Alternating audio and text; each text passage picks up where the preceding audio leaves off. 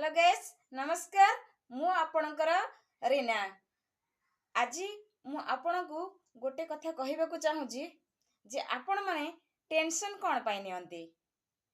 Tension हेउची गोटे बड़ रोगर गंता घर जहाँकि टेंशन रु सृष्टि हुए बहुत बड़ बड़ रोग से टेंशन नेबा किछि भी आवश्यक नहीं।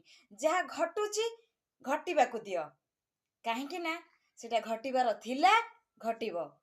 मनकर आपणकर जड़े किए डेथ हो गला तार आपण बहुत बड़ टेंशन रे पड़ी जाए कि हार्ट अटैक हो जाऊँगी आपणकर टेंशन रे विभिन्न रोग बाहरी जाऊँगी किंतु से टेंशन टा आपण निजकु निजे बुझीबाकू चेष्टा करंतु जे गोटे मनीष जेतेबेले डेथ हो जाऊँगी तार गोटे आत्मा आउ गोटे शरीर को जाऊँगी एया भाभी नियंतु जे से आत्माटी एतिकी दिन पई ए शरीर को आसीथिला तार समय सरीगला से आउ गोटे शरीर को गला एथर टेंशन नबार कौन अच्छी। आउ गोटे कथा आपणकर किसी जिनस चोरी हो जाऊँगी बुझिपारे चोरी हबार कारण हूँ आपणकर सेटा चोरी हबार थिला चोरी हो गला आपणकर भूल बसत हुए तो आपणकर किसी भूल थाई पारे सेतिबे टेंशन नेले सेटा कोन रिटर्न आसीबो कि आसीबोनी ना सेतिबे टेंशन काई नउचंती। तापरे आपणकर कोनोसी चाकरी समस्या कि आपणकर फ्यूचर समस्या आपण जेमिति कष्ट करी परिश्रम करिवे से भली फल पाइबे सेतिबे टेंशन कौन बुझी पारले।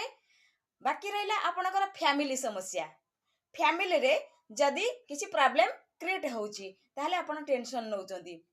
फैमिली रे टेंशन काहे की आसे ना जेते बेले आपण निजर सर्वस्व ईश्वर निकट रे समर्पण न करती से फैमिली रे प्रॉब्लम आसे। गोटे स्वामी और गोटे स्त्री ता भितरे फाट सृष्टि हुए से स्वामी स्त्री को जेतिकी सम्मान करिवो से स्त्री ता स्वामी को तार 100 गुणा सम्मान करिवो बुझी पारले। सेतिपई निज फैमिली को निजर कष्टोड़ी भितरे रखंतु काहेकि ना आउ गोटे कथा वृद्ध पितामाता जेतेबेले आपण भी दिने बुढ़ा हेबे ना सेई आपण से स्टेज को जेतेबेले जिबे आपण सेति बेले आपण को सेतिकी भी समस्यार सम्मुखीन हबाकू पड़िबो जेतिकी आपण को वृद्ध पितामाता को सम्मुखीन हबाकू पड़ुची। एथरे टेंशन कौन किछि भी टेंशन नहीं सबु काम को ठीक से नियमित भाव समय अनुसार करंतु काहेकि ना आमे जदि टेंशन नबा आमर विभिन्न प्रकार रोग आमको भाराक्रांत करदेव आम देह आम शरीर सबकिछि नष्ट हो जिवो। आमे आसीचे ए संसार को केवल बंचिबा कर्म करिबा